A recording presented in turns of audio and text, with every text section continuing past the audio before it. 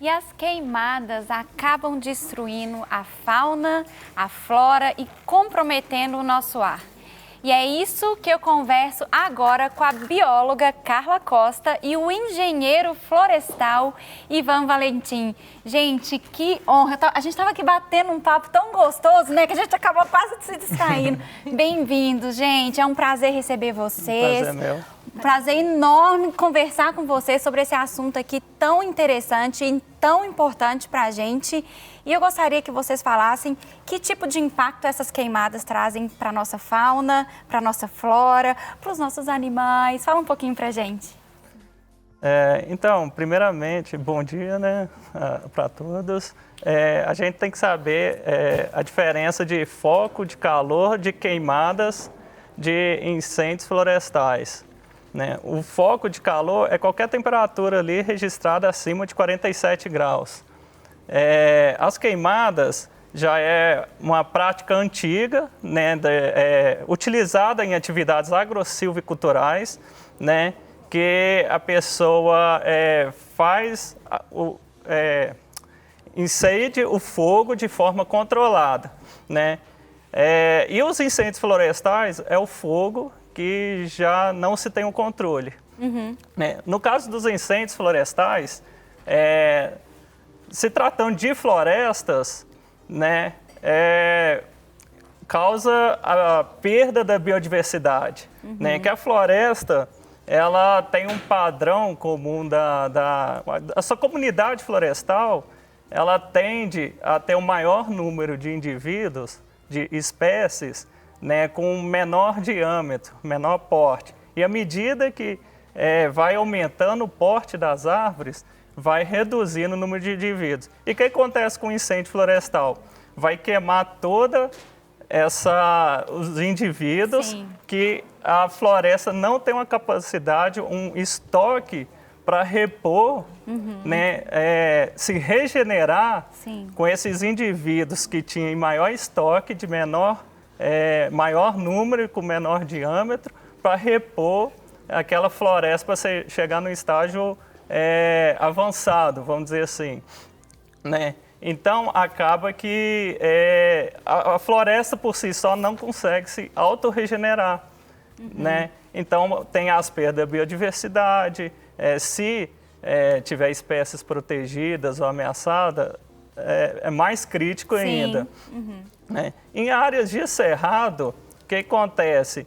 A própria vegetação já tem uma certa adaptação para isso. As árvores possuem um tipo de cortiça que resiste bem ao fogo. Uhum.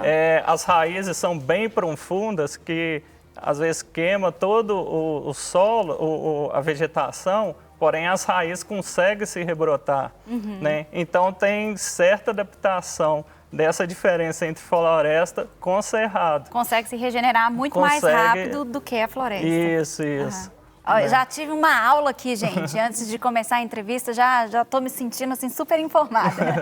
E você, Carla, conta pra gente a respeito da fauna. Como que acontece? Como que é esse impacto aí, diretamente na fauna? Bom dia. Bom dia. O que a gente estava conversando aqui, eu acho muito interessante falar para quem é de casa, né? Existem dois tipos de impacto, né, sobre a fauna. O impacto direto, né, que é quando o fogo passa e a gente tem a perda, a morte de indivíduos, né, pelo fogo. E o impacto indireto, porque a alteração do ambiente onde aqueles animais vivem trazem muitos impactos. Uhum. Né?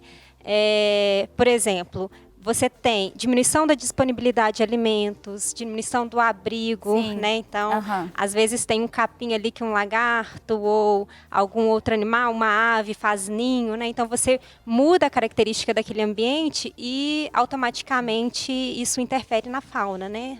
Nas condições adequadas para a fauna naquele ambiente.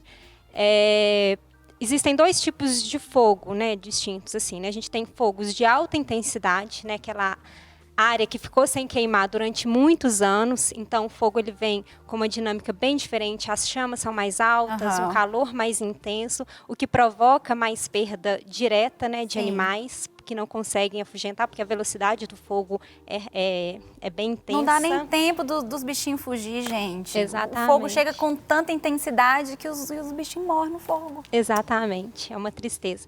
Então você consegue fazer a contagem ali, né, você consegue mensurar a perda ali direta, né? E a perda indireta, né, o impacto indireto sobre a fauna, muitas vezes aí são longos estudos que precisam ser feitos para a gente calcular. Quando o incêndio ele acontece todos os anos, a gente tem menos acúmulo de biomassa, né, de vegetação. Então, geralmente o fogo tem uma intensidade menor. Então, você perde mais as características do ambiente. Por quê? Se o fogo acontece todos os anos, o ambiente não consegue se regenerar por completo. Não dá nem tempo, Não né? dá tempo. Então, ao longo do tempo, você tem uma perda de biodiversidade maior. Sim. Né? Porque de recolonização, né? Às vezes, as espécies que se adaptam àquelas condições novas são as espécies que a gente chama de mais generalistas.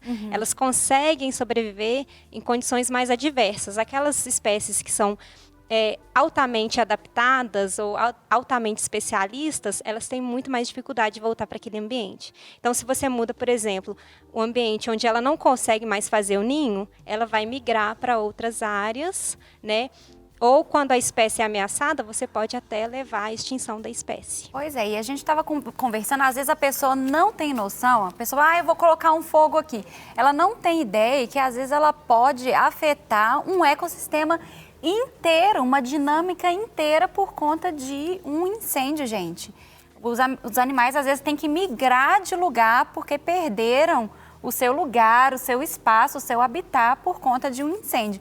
Então, coleguinha, pensa aí 500 vezes antes de você colocar um fogo aí onde você não sabe se deveria ou não. Eu acho que a gente tem algumas imagens aí de alguns incêndios. Temos aí? Temos algumas imagens? Olha aí. Isso aí é incêndio numa floresta, não é isso, Ivan? Isso. Olha só, gente, que coisa triste.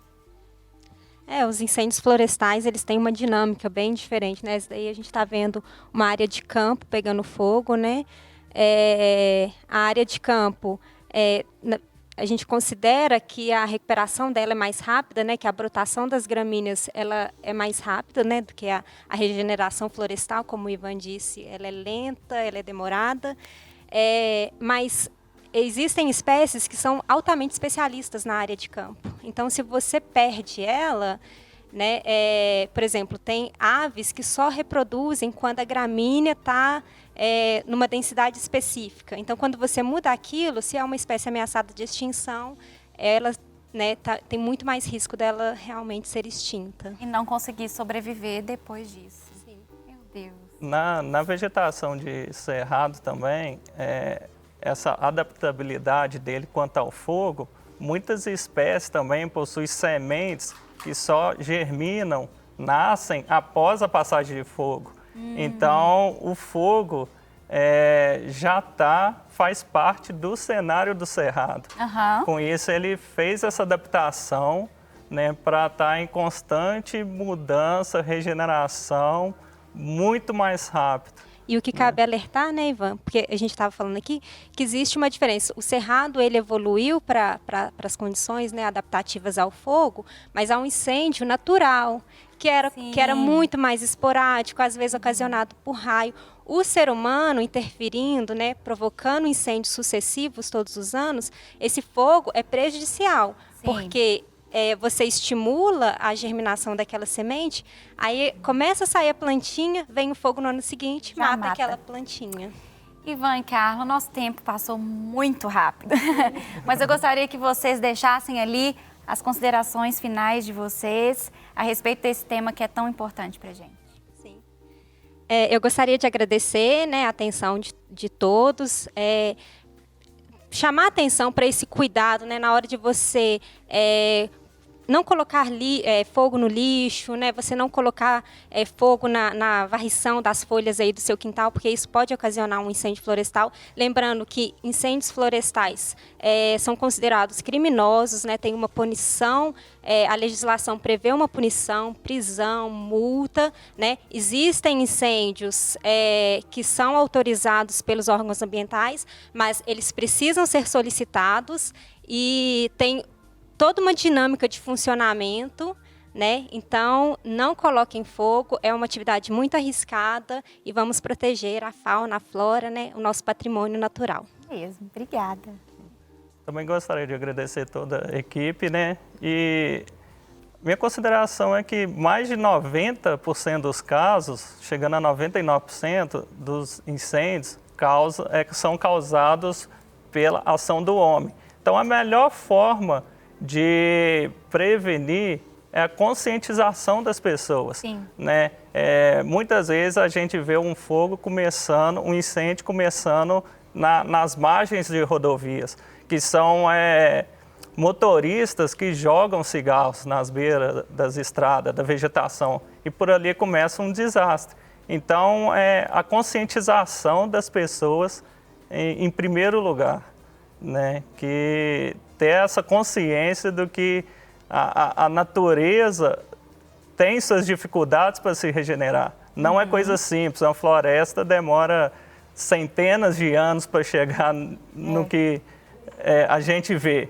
Sim. Então, não é coisa para se brincar. Verdade, né? Isso mesmo. É coisa séria, é papo sério. E estou muito feliz que vocês vieram aqui hoje. Muito obrigada. Não quer ficar um segundo por fora da nossa programação? Agora você pode nos acompanhar através das plataformas digitais. Não perca tempo. Acesse, curta e siga-nos. Fique por dentro de tudo o que acontece por aqui. Rede Super, inspirando você.